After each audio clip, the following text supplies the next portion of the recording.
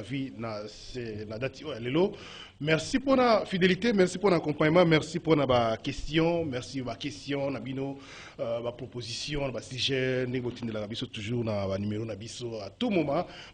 Merci pour l'accompagnement. Écoutez lelo pour ma solo et à Tongo comme d'habitude.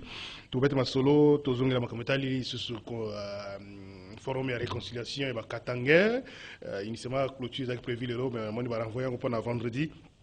Clôturé vendredi tokomeka lisusu komanyola mabongi siwana ya bande konabiso ya etuka ya Grand Katanga.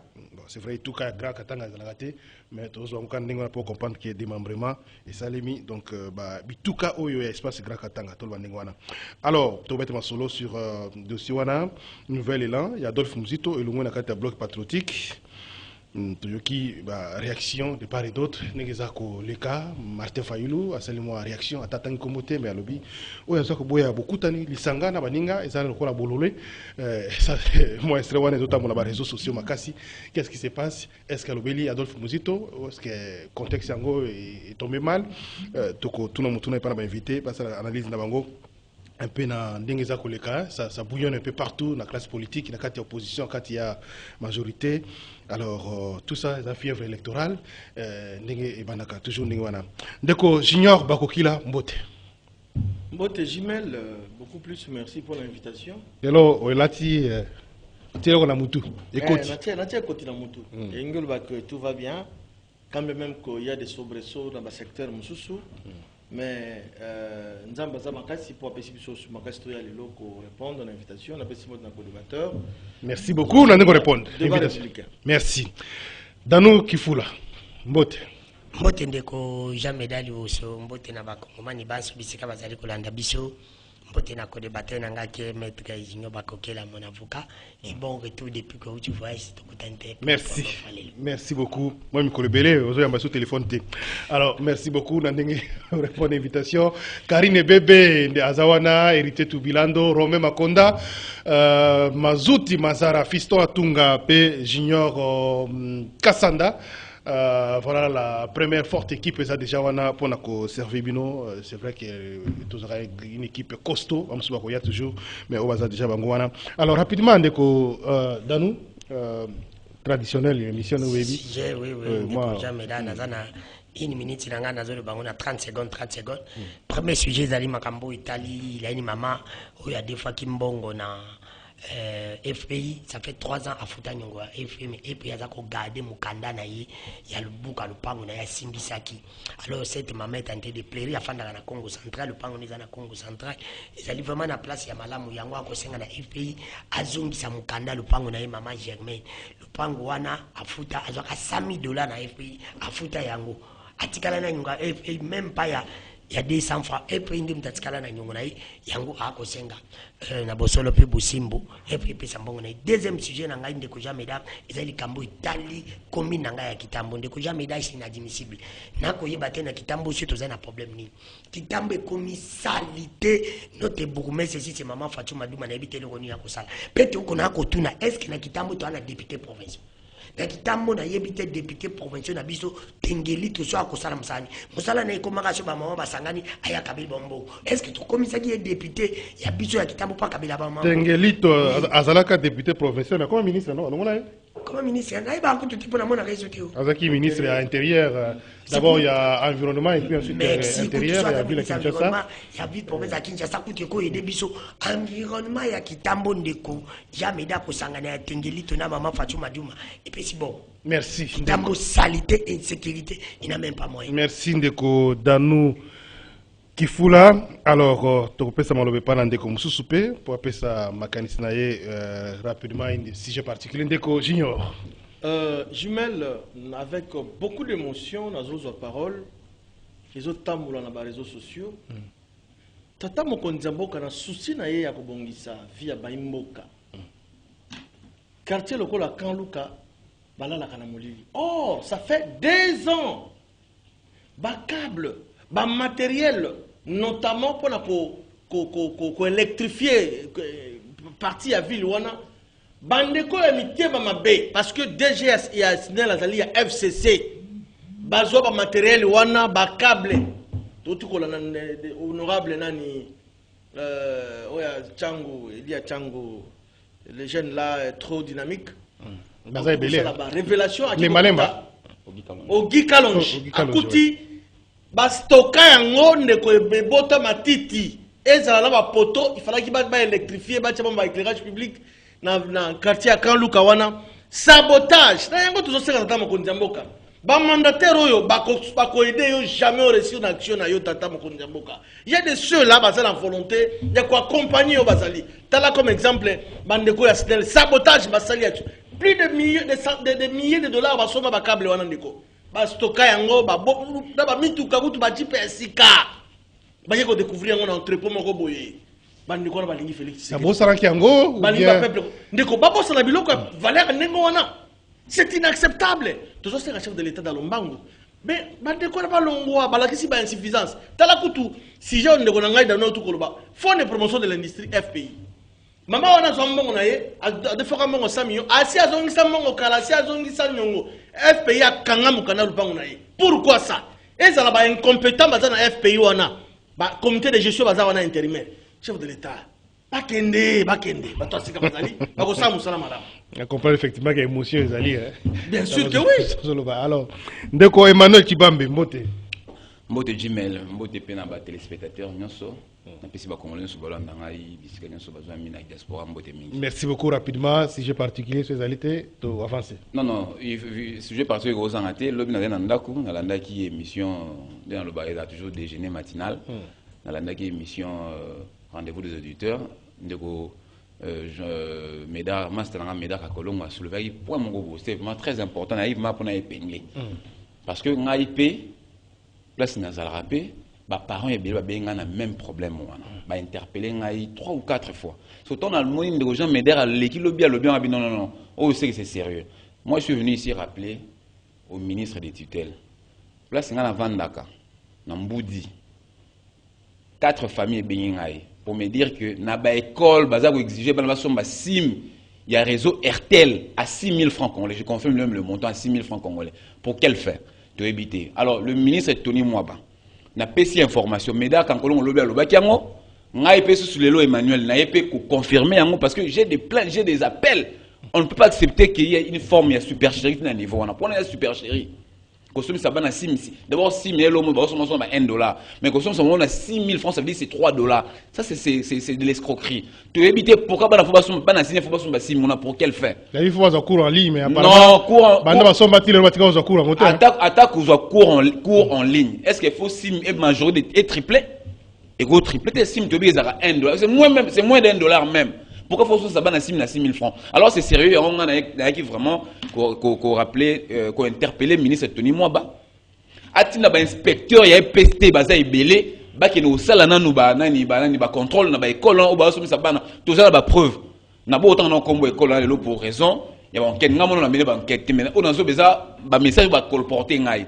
Ngai mon on sala enquête donc sur terrain na vérifier so mo ya solo ndé na obligation na TV na tanga na ba kombo ba école na ba dirigeant ba école wana. Donc Tony Mwaba il faut au luga moyen au titre excellence Tony Mwaba na ba inspecteur na ba qui ne vérifier l'information pourquoi bana ba so ça bana ba 6 000 francs pour quelle fin photo yeba yango parce que to boy mamba tricherie to boy mamba mouibi to boy mamba escroquerie. C'est ça. C'est comme l'impression de qu'on a commenté mouké. Information là, ça concerne quand même. Oui, il faut que le ministre oh monsieur Sobazaline. Il faut pas tout de suite là qu'on incrimine ministre. Non, c'est vrai que ça peut être le secteur là mais jamais il faut pas qu'on anda bandiko ya nyo sacré. Ce qu'on monimo na sosa tondi sinju yeba ke mama na zana seni. C'est inadmissible ndeko moko akoko za déjà tek à 6 000 francs sur le combien alors que le ministre tutelle a évité. C'est faux ya chifo. Ayebi yango ba ministre baza ba ministre mo balukaka ba cop bango soka occasion monani po basala cop ba profiter na bo solo pe bo se monde ko jamais là 6 000 francs tozo mona ngo awa eze le côté mais ngana yo na ba mboki pa na ngana nyoki kuna na nani na kabeya ka mwanga Équateur kuna est-ce que 6 000 francs yebi tambongo mutakoli pana intimen Tu vois, il faut qu'on télé melango. Ministre Tony Mabayebi, balo benane ministre Tony Mab. Et là, qu'on go sala to boyango. Kopwana, to boy, bino bozakaka bongo. Comment ministère ya PC comme ministère à cop. On te dit que ça continue comme un millionnaire. Merci. Ndeko Junior. On place moi Mouké. Bon, c'est avec aussi beaucoup d'émotion, hein, parce que ma révélation est grave. Je dirais même que c'est gravissime. D'autant plus que le ministère EPST, tout le monde qui quand même bonne foi, bonne volonté à accompagner chef de l'État dans la gratuité enseignement. Tout le monde a gagné malam selon une disposition constitutionnelle en son article 43. Et donc, ceux qui ont enseignant commis méthode moko fallacieuse, donc je vais beaucoup regretter. Donc c'est pas normal. Et alors, toujours interpeller le ministre EPST, ceux qui a yoki message oyo communiqué ils allaient vraiment ils ont bête sa mitimité ma congolais en toute urgence va mener banquette.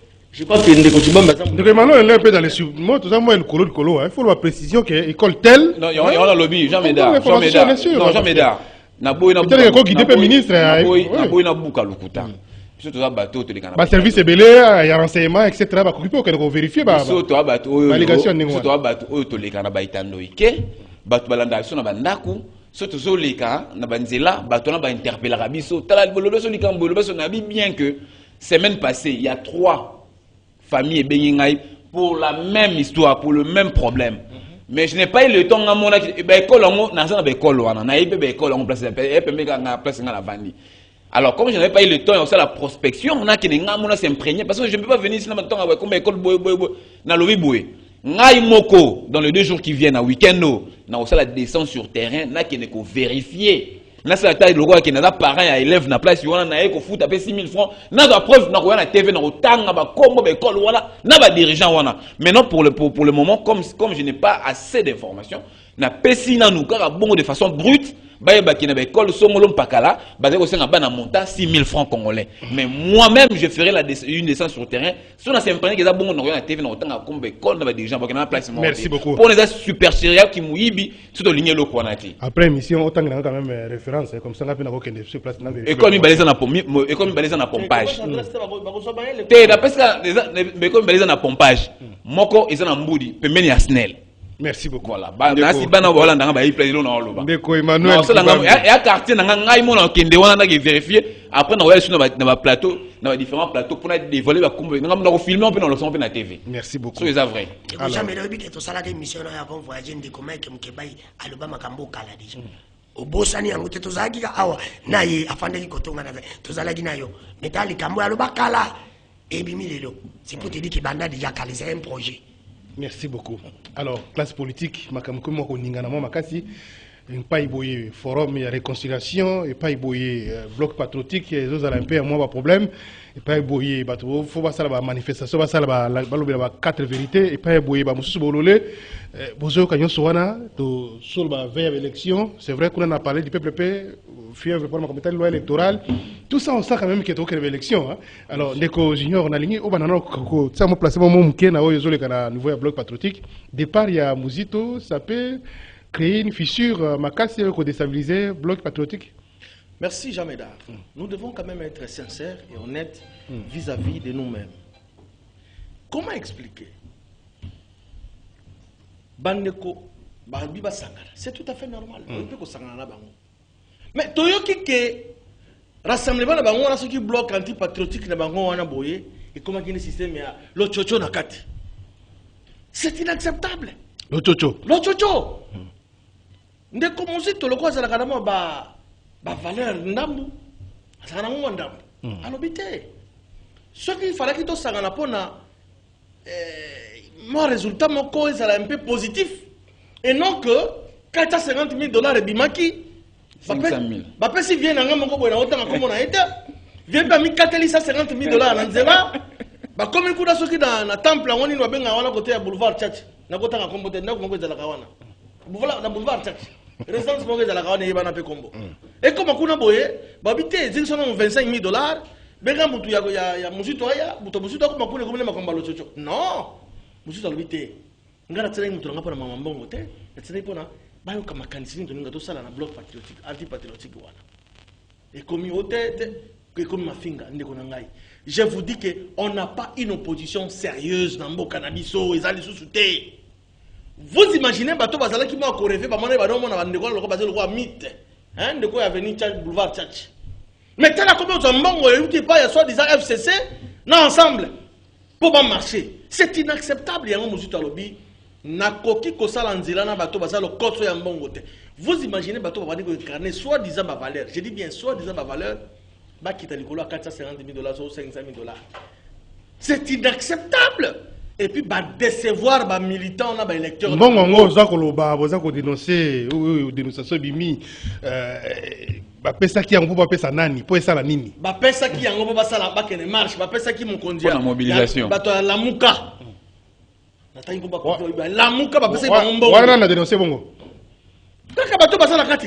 Nous avons des amis, bah, ça coule. Et tant que tu viens en Haïti, viens en Haïti. On s'en a quand même communiqué sur qui a Zaka. Vieux Sayo, vieux Sayo. Vieux Sayo. Viens en Haïti, il y a 500 000, Angela Mikatelier Boko. 150 000 $, tu me vendis. Allez, na 350 000. Na 350 000, on va vite de côté, 125 000. Via Tikal na 125. Babé n'a pas Kouloutou Mouzito, à qui j'ai beaucoup d'estime. Félicitations Kouloutou, na acte au Sali. On a qui c'est qu'au Sali vraiment un homme d'État. Aux autres bondés la valeur et non ba mbongo bazo pesa ka mike bato monde bango ba ça sérieux o ba koya ko quand même bazo lukaka makelele ko tchaka makelele pour que ba luka ba embrouiller régime il y a union sacrée tala ba yo tomber na piège à 350 000 $ parce que pour tout dire ça ba mikati la 150 000 bango atikena 350 000 ba kaboli na ba massa na ngato za ba plateau ya la muka ba o ba su ba 20 000 pour la mobilisation. Ça c'est une honte et c'est une déception pour tout un peuple. On ne pouvait pas y croire que Bandeko wana soi-disant, bazalaki na ba valeur, nzokande, babandeko izalaki na ngo maquillé, hein, eloko moko ya lokuta, tala lelo ba sambwe, kulutu muzito abimi na eloko wana lobi, il ne plus avec eux, a sali zela na ye, atikali constant na opposition litaza komene. Ba wana mususu na bandeko ensemble na FCC vraiment désolé. Est-ce que de part des Danou Kifula, c'est vrai bazo annoncer peut-être va prévoir même une matinée politique, je crois. Bien sûr. Pendant le week-end, ce sera peut-être demain ou bien samedi, je crois. À lobby ba longo na bloc patriotique dans la nuit déclaration mais ba tikali na kati ya lisanga ya bango ya lamuka. Est-ce que c'est possible de cheminer ensemble ce qui déjà na philosophie à sika bah, quand on a combat, il y a côté le pouvoir, bloc patriotique avec la société civile et les autres, et Simbité. Est-ce que vous ne voyez pas une fissure?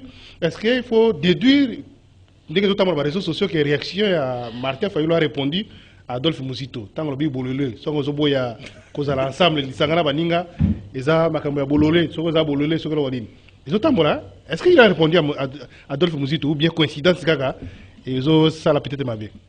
Ndeko ja mesdames merci ba lobi que politique est dynamique mais à Congo est comme des mabé comme vraiment des mabé à Congo il faut qu'on reconnaisse ngande ko dana lobi la kabatuté na lobi la peuple intérêt à peuple congolais isaté mais il faut que bana bosolo pe bosimbo na mituni question mete jino lobi pona mbonga ngo bazwaki pona ko mobiliser pona marche mete jino ba kokele ke mon avocat mete jino ebisanga opposition nini o isalama na Congo izambongo te. Oh, mais ça me l'a pas conditionné. Il dépêche à bandar mon calipa Mobutu non. Papa il tient dans son bon. Oh, papa tika non c'est azaté. Donc c'est normal. Hein? Donc c'est normal. Hein? Talobi c'est azaté. Elle te monaki ndeko ti lomboki notre président Simbi Sane.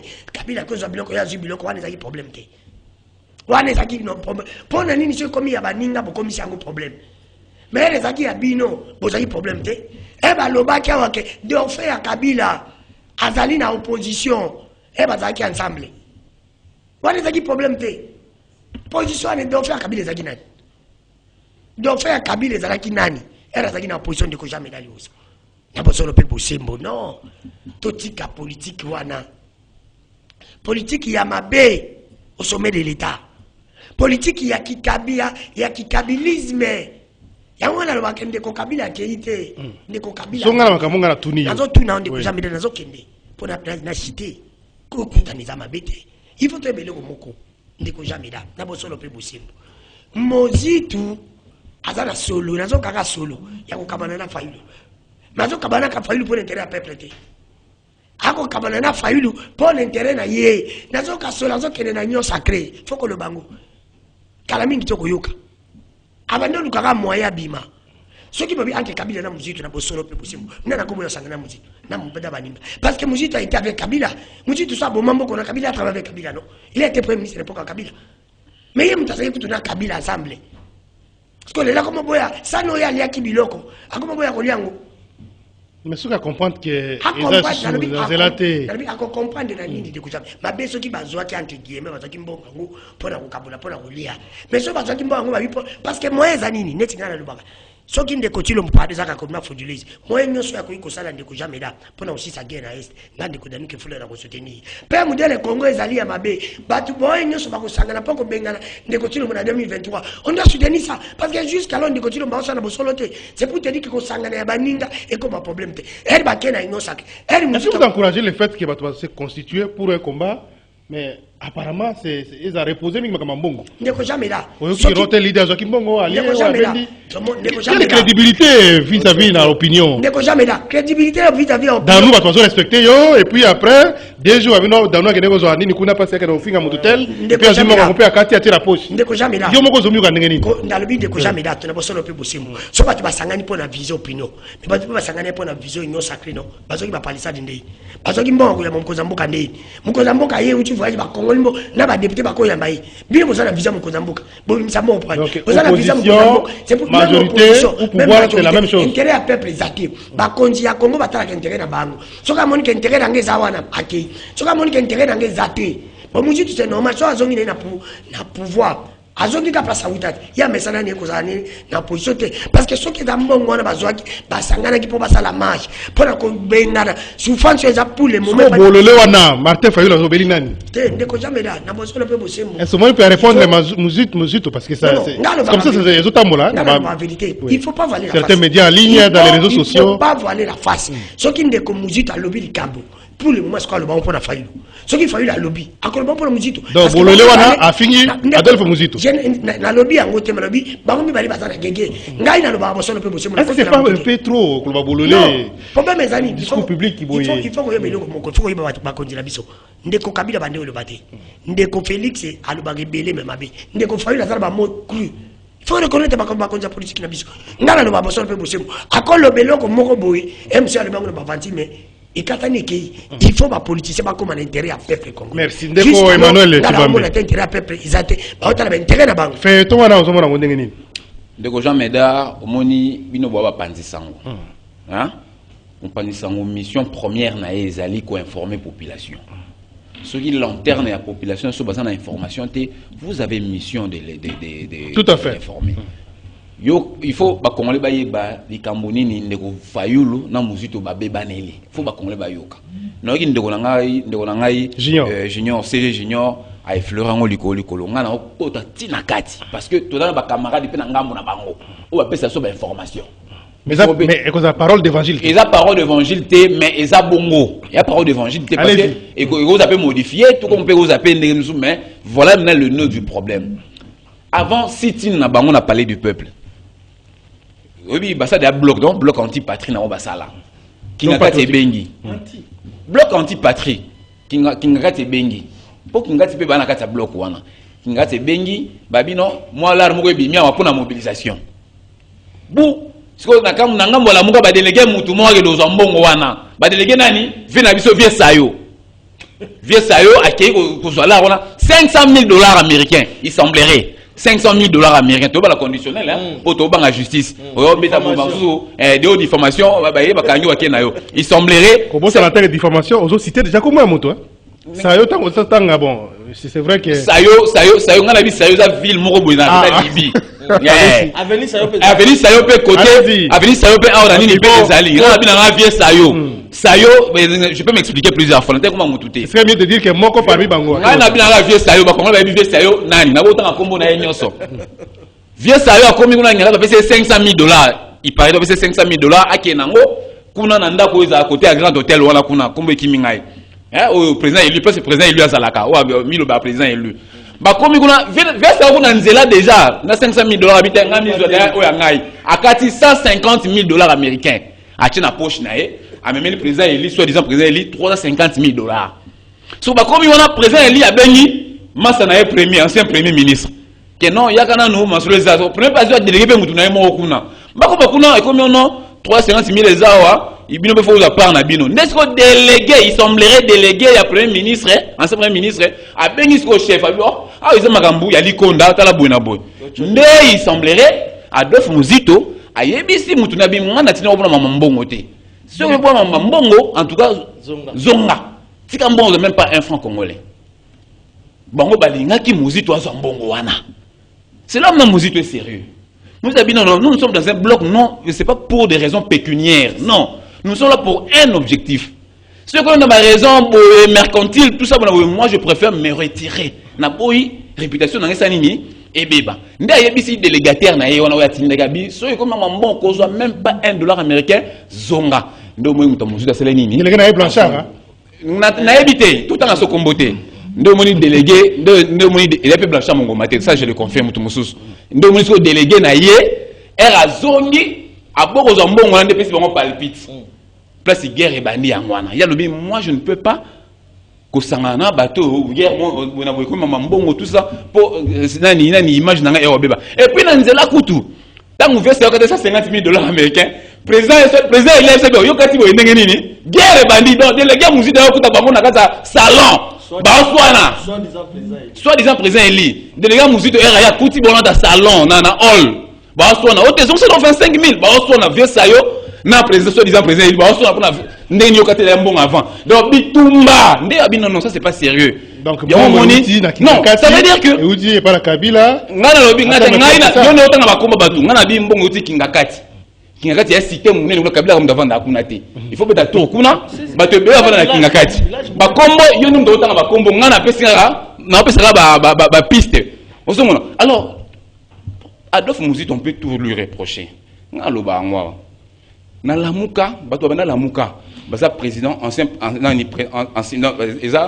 président Félix Tshisekedi dans une opposition ils a président Jean-Pierre Bemba ils a ex gouverneur Katanga Moïse Katumbi président Vital Kamerhe bon ba Fayulu ba oya tout concerne ba Muzito batouana ils incarnaient les valeurs au monde tant bango ba kei ba o so disait batikela na lamuka. Moi je ne vois à part le président Jean-Pierre Bemba bien entendu, ex-président, ex-gouverneur, la personne qui a vraiment le roi, qui a vraiment beaucoup de respectabilité, c'est Adolphe Muzito. Alors moi je ne vois pas Adolphe Muzito. Ça n'engage que moi. Moi je ne vois pas quelqu'un comme Adolphe Muzito. Toutes les valeurs, toute la fortune intellectuelle, alors comment on a les loyaux de Martin Fayulu ba vidéo combien peu malam parce que moi rapprochement non rapprochement ça en place nani azaba preuve moi lo ba makambo na yebi ngaza makambo yo moi je ne parle pas de supputation moi je ne parle pas d'avant ni bon comme revenir l'autre alors la suite des événements comment vous voyez ça aux entrevoir ndenge ça veut dire c'est ça bloc patriotique ça va continuer sur ce genre d'accusation et autres dans la solo ba allégation vous tenir où il y a mbongo et bimi quelque part kabole comme problème alors est-ce que vous voulez dire source d'information sur na émission aux unes à Kingakati aux unes et pas soi-disant président élu nous avons des amis qui sont là qui nous renseignent il y a moi au monde là bien baninga ya elle ou on a côté ya président élu bazo na TV ko ça premier ministre Adolphe Muzito parce que hier a ministre on a pour ça qui est basé là pour des raisons pécuniaires. Merci beaucoup. On combat na bango ezaki juste pour que ça la bloque base là en face son va gagner président l'actuel président na échéance même si c'est impossible mais c'était ça vraiment la raison ou bien l'objectif na bango mais comme il dit $500,000 des Muzito dit non $500,000 c'est beaucoup d'argent mais moi je ne peux pas suer ma réputation ma valeur du $500,000 c'est un Muzito bi comme kakozwa comment finalement qui hein non finalement faut que le président élu soi-disant pour ce qu'on a beaucoup je précise que j'ai fait un effort pour 10 secondes pour le président élu, soi-disant le président élu, la vidéo se commis Kofinga Muzito. C'était bon, Moussa n'a pas été dernièrement dans la marche, dans la finir parce que là, FARDC va bololé. Donc lui, pas Kofinga, on a chez Bisso, tout le monde a moins le mot et gravité. Donc, ça n'est pas Kofinga, Kofinga même, so juillet, il y a Adolphe Muzito. Il n'y a pas, je précise que, sachant bien qu'il y a un qui a la soumettre sujet où il y a un débat, j'ai fait un effort, il y a cause de Konabiso, communicateur, il y a proche, état-major, notamment il y a président Martin Fayulu, Adolphe Muzito, mais en tout cas tous, balobi baza, la matinée politique et ça les masoki na week-end, sur base de comment on va s'exprimer, beaucoup na balobi baza disposé, baza malade, bah raison un peu diverses.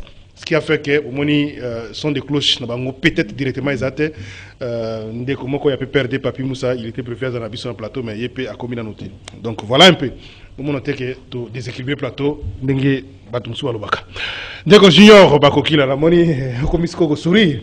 Mais ce zobi ba zotamula moi bien te pas baninga ba diversaire ba bambanda. Ça vous arrange hein? Ça vous arrange finalement panzana parce que baninga tia bino pe malikolo bloc patriotique ba no ya moto makasi mais finalement ndenge zo mono ke makamizo kende pour vous c'est ça vous arrange quelque part. Voilà, on est un bloc patriotique. Nous insistons ils sont anti-patriotique. Mais dans les cas où un tout petit peu d'abord et le comment to beta awa qui ne comment pas finir de comment bololé sincèrement peuple congolais fixez mon regard s'il vous plaît aux unes de quoi on a fingaka finir de ko bololé nan de comparer bango il y a pas match alors ça boyer de quoi on a ça boyer merci alors tous les plans direction Lubumbashi pour ma solitaire réconciliation. Voilà, tout ça doit intervenir dans le contexte où ça bouillonne un peu. C'est vrai, on dit que ça n'a rien à voir avec la politique. Au cas Kimbela, il y a Monseigneur Fulgence Mouteba. Au départ, nous avons interpellé la division, conflit politique, etc. Et c'est la source de la division. Il faut on a vu tout le monde, presque tout le monde. Hein. Le Premier ministre a commis d'ailleurs lobby. Sylvain Silunga a assisté, Moïse Katumbi et les autres. Kabila séjourne, semble-t-il, à Lubumbashi, d'après ses proches, mais a participé dans nos physiquement. Cette étape, il y a réconciliation. D'abord, il y a un non-événement pour Nabiso, les Congolais, mais quelque part, ils ont frisé un tout petit peu l'unité nationale. Ce qui est là, il y a un espace géographique, Nyons Balobi, Biso Pentecondo Salo et Biso, Mayangani, tout le rassemblement. C'est interdit. Espace Grand Équateur, espace Né-Congo, espace Kassai, espace. Ça va donner quoi? J'ai même suivi de comment il y a Union Sacrée. Non, il y a FCC, à Twitter, à Lobby. Cette façon de faire les choses, ils allaient encourager, ils allaient permettre que ça, la unité nationale est à la terre. Comment Bango? Ils ont tous les droits de le faire. Mais pour quelle cause, pour quelle fin, mon frère? C'est cela que nous, les gendarmes du président Félix Tshisekedi, Bisso, soda ya Union Sacrée de la Nation, autres accompagner le chef de l'État. Que tata il y a des infiltrés, il y a des chauves-souris, ni chaud ni froid, est-ce que c'était nécessaire au moment où il fallait pas interdire bango? Non, il faut interdire mais toujours approfondir le raisonnement. Est-ce que c'était opportun dans le moment où il y a l'anguille sous roche. Bande Kowana bazana plan machiavélique. Depuis que le Congo a existé, seul cet espace va se déclarer la situation, va appartenir à mon pays Moko na Bango. Depuis Moko et Salema. Histoire est aliwana. Quand espace Katanga. Pourquoi ce maintenant? Ils ont souvent Luka, pour que Baluka bazala contre qui? Congo Oyo et Tikela Bisso Maréchal Mobutu. Et ça y est, Congo a unité. Mais cette façon, mingi. D'abord, dans un problème, ce sont mes frères, à qui j'ai beaucoup d'estime. Makamo mingi, il va n'arrêter pas d'abord. Comment va se révolter, mais enterrer là, que non, biso tout réclamer, naba, katakatanga, katakuna, baso lukanini, batika, mboka na biso zalina 2 345 410 km². Tolingi Makambo, il y a division T. L'unité à Katanga, c'est un danger pour la République? Ce n'est pas un danger, mais format bazo que nous avons que non, baza coin, comme on a le quoi baza super congolais. C'est le quoi que baza le quoi bangonde, ceux qui bangote payé pour exister. Dans tout le monde était parce qu'il y a des seuls baza d'accord à bangote. Mais une particularité, un groupe de gens, individus, baza 500 personnes, bazo mon le quoi la Congo est en à bango. Mais il faut préciser que Kuna na kati ya forum wana izala ba ya opposition ya majorité tout le monde bazana il y a même des ministres rappeler que tous sont là chauve-souris bato bazana véritablement la vision tata mokonzamboka batika la vision mokonzamboka pour la kisa que baza koya que no ba ya système que non ba ya souffler kotoyo bazo une kotoyo net ba ensemble ça se voit là ni clairement démontrer qu'il y a un plateau, ils n'ont jamais été avec nous dans l'Union sacrée. Alors il a été en chef de l'État, dans le Konzamboka, dans le monde de Kotinangai, dans le Konzamboka, il faut qu'on remercie Mandeko. On va faire gouvernement, parce qu'on a vision dans le Tata. Parce qu'il va y avoir opposant dans le gouvernement. Ndeko jamais dali oso na yoki bandeko awa na fandini mais na kolobelo ko moko mete jinyo ebisanga vision nga Konzamboka zakani. Vision banda baloba vision que mona na kate. Banda baloba vision tozela ka vision ndeza ba détournement tozo yokate okanga après muke détournement oh nyonso ba 600 fois ya ba simo za ba détournement eza ka moyen ko luka ko détourner vision pe mobilisation va recette na peuple nga mona ngera peuple vision pe augmentation à 30% ya les foot ya ba fonctionnaire na ba agent public basoda bazomi na sala $100 moza pesa bona kala matiti ezaki bakomba la nini $, amatiti te pona matisa po balongwa salaire ya soda na $100 bakomisa ata na 500,000 wana ba matondi 1000 ba na yoki bandeko na ngai nyosa ki ba bandeko nyosa ki bana bosolo pe bosembo te po défendre la pouvoir na bino bo défendre ba valeur quand ndeko nyosa kai na plata za ko ba bike no ndeko entre guillemets bongo ta ngana tanga akoma bato pona fingi te abonde ko fayu la fingi oh mais ndeko fayu so nani oyo ndeko fayu la ndeko tilo mbalo te ndeko tilo mafinga bato bandoki awati wala be balo bango te abosani auto finga batawa te le place uchawa kala mingiti ya finga akakati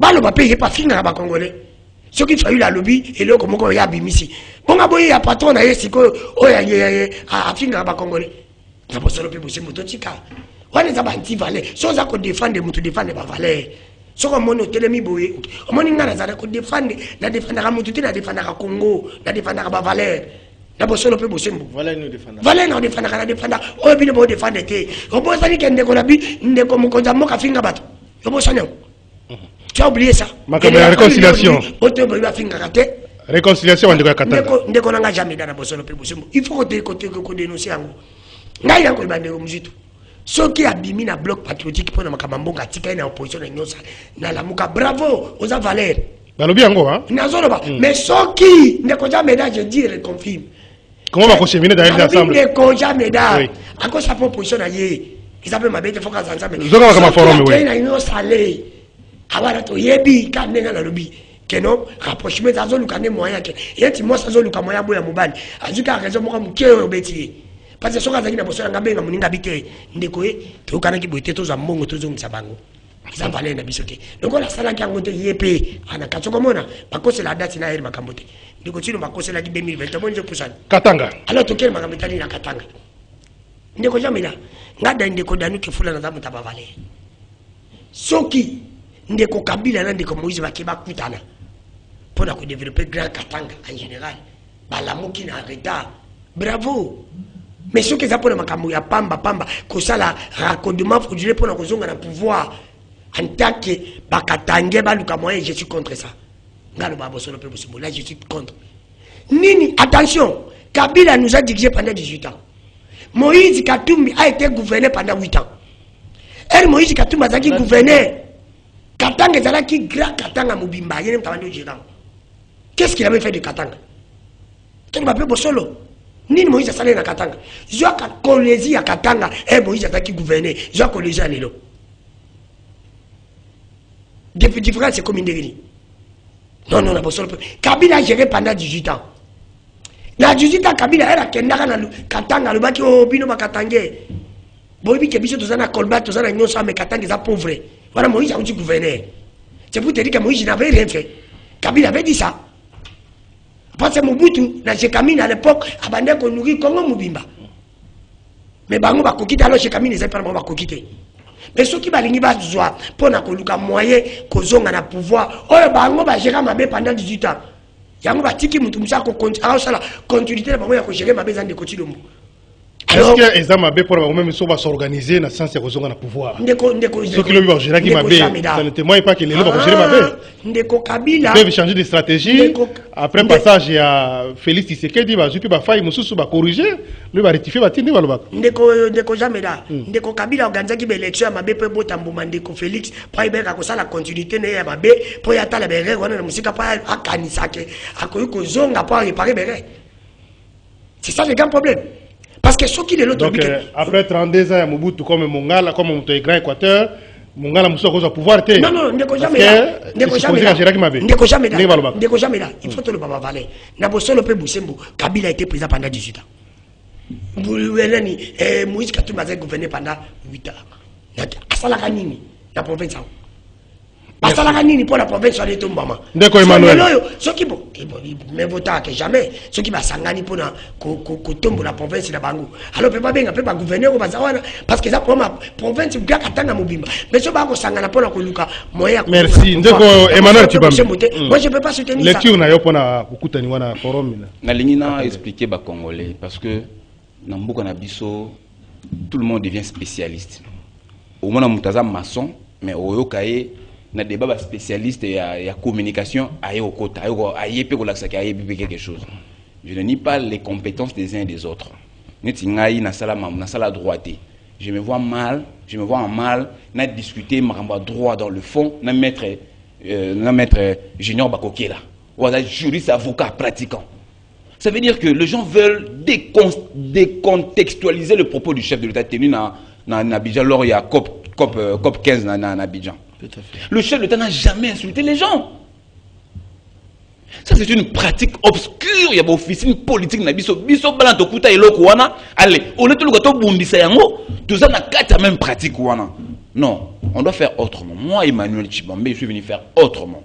Non là loko la papa na biso te basalara kala ko sarabatu. Le chef de l'État na COP 15. On a parlé sur les enjeux climatiques. Le chef a dit que nos enseignants niveau, il y a des enseignants par rapport à des enjeux climatiques, et ça au rabais. Ça c'est une vérité éternelle d'ailleurs. Bien sûr. Et il est intervenu parce que la RDC est considérée comme État solution. Ça veut dire que dans le système éducatif congolais, on doit incorporer le système les enjeux climatiques dans ni nation éducation. Où est le mal?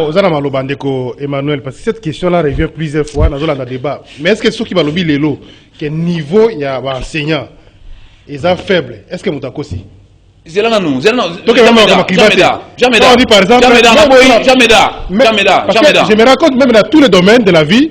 Mais d'abord, c'est toujours que niveau est-ce que ça change parce que c'est le président qui a affirmé? Et puis le président a dit ça dans un contexte précis. Allez-y, ça c'est sur les enjeux climatiques. Ça c'est un secret de polichinelle. Jamais d'art. Bisotan de un diplôme d'État. Internet est Zalakata. Est-ce que Internet est Zalaka?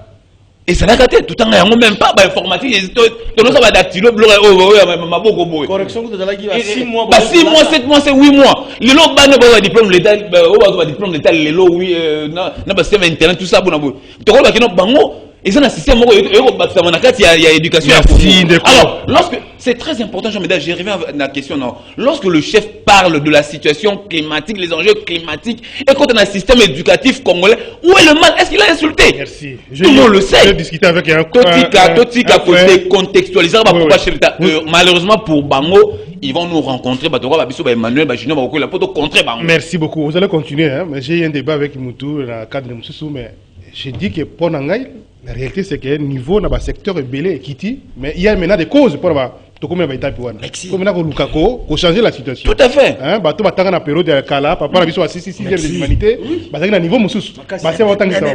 Les lots, il y a des enseignants qui sont incapables par exemple à ça la bloc mususu. C'est normal, ça c'est la réalité. Même le journalisme, hein, oui. Vous allez voir qu'il y a toujours la différence quand on fait tout ça Moussala. Oui. Alors ça quand on dit ça c'est pas je pense mais c'est biso dans dossier. Les médecins, c'est pareil, les avocats ou les juristes.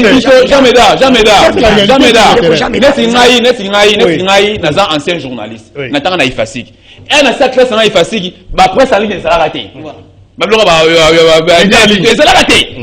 Ba média en ligne ça l'a raté à l'époque na biso wana et lobby.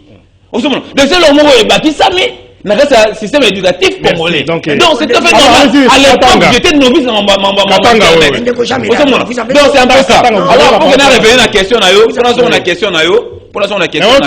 Parce que je me suis senti un peu touché dans le problème. Pour la question par rapport à. Il faut réagir, oui. Et la vérité. Madame Nalobi, c'est la vérité. C'est une vérité éternelle d'ailleurs. Il faut changer. N'a eu un diplôme de terre dans l'an 2000, imaginez. N'a jamais quiconque de faire la nation dans l'an 2000, bah, blanc va WhatsApp et Zalaka. Bah, va y Sangai. Oh, bah, média, allez, bah, ça dit Zalaka. Correction. Je mets tout autre, je mets quiconque au défi. Mais pas parce que c'est après Bisso, les lots, tout le monde a internet et tout ça. Ok, la classe, ma cours en ligne, bon, ma cours en ligne, il y a même. Et les bibi, Bisso prenait examen en juillet, aujourd'hui, résultat, c'est en novembre, décembre et janvier. Au côté de l'université, on a tout ça aux autos, aux ouatés. Au bout de l'université, on a aux ouatés, aux autres, la 6e année. Donc, évolution et salami. Donc, il faut que les gens arrêtent de dénaturer les propos du chef de l'État. Or, ces propos ont été sortis dans leur contexte. Merci, on a compris. Hein? Alors, bon, par rapport à Bamboele Kanakatanga, vraiment,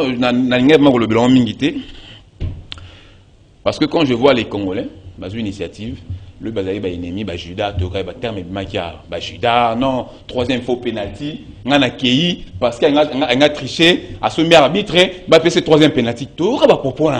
Juda, il n'est pas mon frère, Toka n'y soit.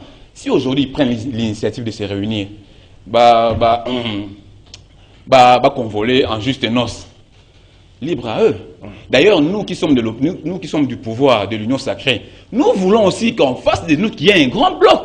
Et c'est la tête qui tourne avec l'élection en 2023, quand tu seras gagner sous les mains, et comme en vérité des urnes, et comme en machine à voter, et comme en consensus. Non, nous voulons aussi en face de nous qu'il y ait un grand bloc. Mais seulement, ce grand bloc, Tobo va tricher. Tobo va troisième faux penalty. Pourquoi? Parce que tant qu'on se petit deux penalty nayo, n'est pas bien loba, on petit deux penalty tendé. Troisième penalty aux alatés.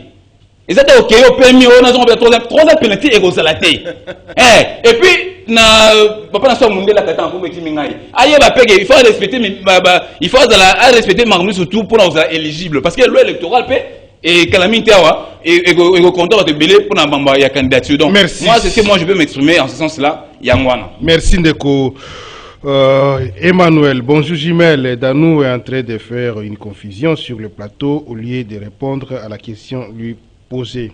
Ndeko Franck, bonjour Jimel, c'est Jafet Mwimba depuis Malueka, Bandeko ya Union Sacrée, Bazalaka Kakaboye, Soki Bayoki, Makamuya Lamuka, Talandek Babimisaka Mazaka.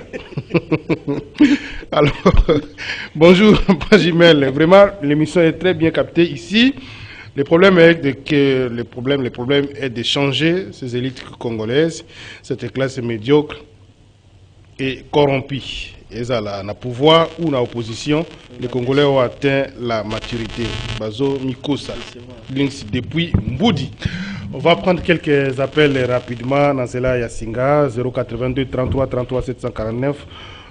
Tous appels. Bonjour Jimel, je vous informe, le président Fachi est très déçu de faire face à une opposition médiocre et non forte comme il le souhaitait. Comme prévu, Danou soutient les antivaleurs de sa plateforme Lamuka. Je conseille Mouzito de quitter vite le camp du mal. C'est Alain Prince depuis Kassavubu. Allô, bonjour. Allô. Oui, allô, Papa Jimel. Oui. Bonjour, Papa Jimel. Na pesi bandeko baza na plateau mbote. Oui. Na intervenir kaka pona eloko moko bandeko na biso ino sacré na zoyeba te ki mutema mabening bazaka na pona ndeko na biso mafefayo. Donc, 2023, merci. Merci. 082 33 33 749, tous appels, monsieur. Allô, bonjour. Allô? Oui, bonjour. Bonjour, c'est dur de politique. Oui. Oui, ben quoi, puis comment on a dit? Non, non. Comme on a dit, Balarif, la béni de la commune à oui. La lobby boye pona bato union sacré bafandi wana na bato ide fête wana ba lobby makambo ya 6000 bazo senga na école bona bana makambo ram mbongo ram ekelewa mbongo ram eleki 6000 wana ekelewa les deux bozolo ba te mude bala finga ki musiki bolole président ate ko finga ba enseignant enseignant na biso baza niveau afini baenseignant afini baenseignant te papa va déphaser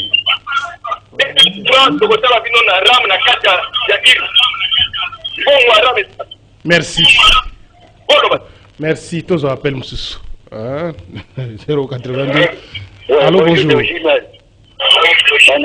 Oui. na po bazalaka mpe na kotoisia kobenga Martin Fayulu soi-disant président élu bango baza vraiment na mentalité moko bizarre tozozela bino 2023 na bairi oza bekompeta bokoka mosala te mbe bozoya kolobela kaka Fayulu botala tomona bino Merci. batra yango oyo te. Merci. Tous appels Moussou. Allô, bonjour. Allô. Oui, allô. Oui. Oui, allô, Jumel, bonjour. Bonjour, papa. Bengi wapi, comment on dit? Mais Jumel, vélo, émission Zosala, c'est trop de tendance. Pardon? Trop de tendance. Aussi, tendance, c'est une union sacrée. Parce que nous avons débattre, ça n'a rien à voir dans l'émission. Les Congolais, c'est pays bas ensemble. Est-ce que vous débattre? Non, ça vous honore pas. Parlez des problèmes concrets à la République. Hein, Jumel? Non, ça c'est une honte. Pour élever le débat. Les débats étaient très bas. Je n'ai pas bien compris. Albini, les plateaux sont déséquilibrés. Oui. Ah. Alors, peut-être qu'ils sont déséquilibrés parce que Babenisi Moutoussou, il y a. Ayete, papa. Je te dis à dire que. Ayete à qui il faut dans la matière. On m'a dit, mais les aplats. Vas-y, Moutoussou a confirmé à Ayete. Ce que j'ai fait quoi? Parce que la matière, on l'oublie. Tu vas voir qui m'a sur le plateau. Allô, bonjour. Tout appel à Soukazi là, s'il vous plaît. Allô, bonjour. Allô. Oui. Allô. Allô. Oui, bonjour. La lobby, hein. La lobby, hein. Oui, on s'en va Singa. Omoni makambo oyo mutwala zoloba wana ngo mutwala zoloba wana zomiyeba te. Mutu nani? La face la Félix Azati. Ok. Merci, on s'arrête là pour aujourd'hui, on m'appelle. Parce que, bonjour Jumel, Yebisa Batuya IDPS. Pour le départ, na bango, tozali prêt. Il y a ça l'alliance na Satan. Bonjour, bonjour Ndeko Jean Meda Yebisa Ndeko Junior na oya IDPS et bazo lukuta lokola Satan. Fayulu aza lokola bokonzi na bango, composé na bango te. Qu'est-ce que vous voulez dire? Ndeko Jean Meda avant ya koloba likambo, il faut vérifier. Aux journalistes, comme lokola batu ya ino sacré. Sur quel point Ndeko Nangai? Alors, l'IDPS doit être effacé comme parti politique. Ndeko journaliste Kabila Natisekedi différence exatée. Voilà. Comprenez que nous ici c'est la démocratie, hein. Tangi message na tangi yango, hein. Donc c'est comme ça. Nous parfois journalistes on est pris selon tendance ya mutu soko bilelo et au CPI nango au moninga na za mutu na yo soko lo CPI on a commis mutu nini. Donc l'objectif c'est que nous on pose des questions pour répondre sur le fait. Hein, commentaires à libre, donc je suis pas. Et ça, émission à Bissou Zandingwana. Alors, Ndeko Danou, vous avez beaucoup de conclure là, Danou a tendance à opposition, même si on va politique, mais on combat que plateau est totalement.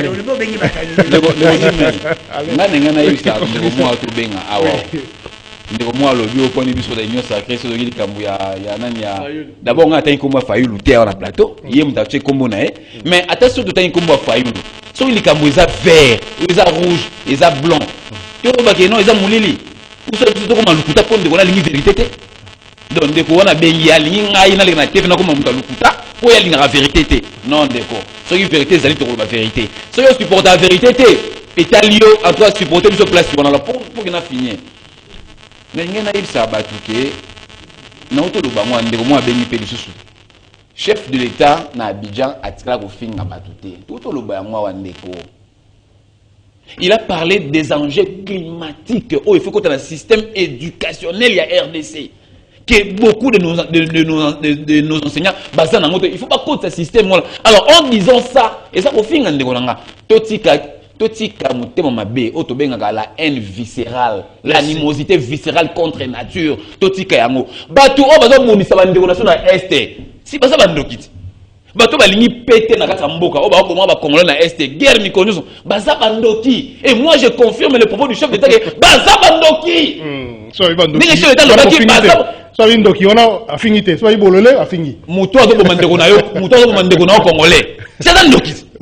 Comment vous faites salita? Merci. Non, yo lingi donc bato ba ko na est yo se plana donc moto pe azo na ngai zelande ko bando na so est ndeko faut comme na est yo ko na est mo na te ba na est moto pe azo boya unité ko sangana ko zala baninga asa bolole mais on va y dos à baninga a bendoki a bendoki on va le pe mbongo pe ya na sima ko baninga asa bendoki moto na moto zala façon na ya ko là mais c'est peut-être jamais c'est un politicien congolais jusqu'alors tous nos politiciens mon côté au l'intérêt à peuple.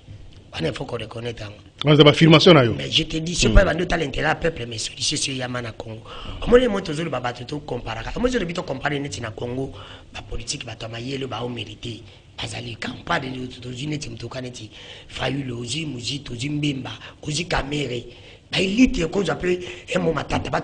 Les gens qui sont on a pas maïli. On peut pas les comparer avec un moment tout le ballon a bossé le plus possible. Oh comme ta famille peut simbi. Non, il faut qu'on la vérité. A famille peut simbi qu'un président parle aux autres senti qu'à cohérent na baïdina. C'est comme ça, faut pas tout valer la face. Et toi y a raté pour soutenir ba tout cas soutenir. Na la bina bossé le plus possible. Et mon konzambo ka lobina libanda. Oui, c'est bien mon konzambo ka lobina ça a raison. Mais na c'est le monde na ko si sango. Et bande pas Kabila mabi. Il est par contre, il est pas contre les gens qui ni ya sali na 4 fois 6 à mabi wana. Mukonza moka le la raté. To tsaka mukonza moka te pa yembe la biso nzema matu Samuel. Ya ko le la raté. Asala. Akutaki mabe na niveau nini? Akomisi mabe na niveau nini? Asali nini? Apporter solution wapi? Ezate ko le la komba batu basala mutu ko ya pa pre bandolela. To ça na besoin ko le la suite. To ça na besoin hier au sali okei. Mutu musa ya sali akei continuité à l'état. Ye bande ya sali nini? Kolela. Kofinga batu, ko voyager pamba pamba. Aba ko zapper premier président na monde a voyager pamba pamba. A ba te pere ko zapper mabete. Mais parce que na ba projet. Merci. Na makabo etali ndeko na ngana, o etali na katanga na lobia ndeko jameda. Soki pona ko bongisa province. Ngandi ko danu. Mais pona oluka, boye basi basala pendant 18 ans. Nino basali te balingi ba ya sala suisse bon. Ba moni bere. Bravo za nango libre na ba mais moi je ne compte pas. Je ne suis pas sûr parce que l'intérêt à peuple, les intérêts de Bango Balingi, pas le pouvoir, pas le pouvoir. Maman, nous sommes pour l'un des côtés de nous. Nous avons besoin de changer. Na une année et demie. Nous sommes pour la Rosanga, pour la Kobingana. En 2023, moi je suis. Merci. Parce que ça m'a bien marqué pour le Congolais. Ndeko Junior, conclusion. Je crois que Ndeko Emmanuel Tshibambe, à qui j'ai beaucoup d'estime, a presque tout dit. Mais il y avait un sujet dans le Baron à Debi, on a profité de Souka. Le bilan de la RTNC, comme le ministre se défendre l'an 1. Redevabilité. J'étais très étonné de voir hier Excellence d'État Guy Luandomboyo grande réalisation au Azako Sala na ministère na aménagement du territoire. Nazala qui est pâté l'autre Toyoka. J'ai même des chairs de poule, s'il te plaît, cher ami. Comment on a une grande réalisation, on a comme une Sala na ministère, on a quasiment presque un ministère effacé, les lots est comme un méga ministère. C'est grâce à savoir-faire à Guy Luando et aussi ça qui déplacement dans la province Équateur, tu vois pas, pour le lancement de travaux sous le leadership du chef de l'État. Félix Antoine Tshisekedi Tshilombo pour créer mettre en place aérodrome ya Chwapa moderne avion au niveau partout et bano kitawana na mbandaka lancement ya construction à stade ya mbandaka oyo tikala jamais ko salema on a ma communication politique 14 km ya route non na cadre de réalisation union sacrée mon frère to to belango le hotel zaki si j'étais félicitations c'était na o Italie excellence Gilando pour nous merci beaucoup voilà mais je vais aller dans Magila Gila nango to mon on a biso peuple c'est pas un débat ndeko azo sala le côté tika na bosolo pe possible merci ndeko Danou merci Ndeko Junior merci Ndeko Emmanuel merci la équipe c'est la raison sur cette émission s'il vous plaît on va revenir peut-être la semaine prochaine si temps Ezali to revenir encore sur ma bilan réalisation action du gouvernement parce que c'est important de revenir sur ango dans différents secteurs possibles. Alors merci beaucoup na bino ndenge osepia ko lekana émission lelo désolé ndeko mosusu ya PPRD poche ya nani ba yete ndeko Karine Dadou Kusaka hérité Tubilando rediffusion 16h30 23h10 na radio 17h minuit na télévision. Merci na Romain Makona réalisation, merci na Friston Atunga, Junior Kasamba, Mazouti Mazara, Tobosanité, Les Blancs kuna na ex-direction générale de Tukutani Lobby na 8h15. Karine Bébé.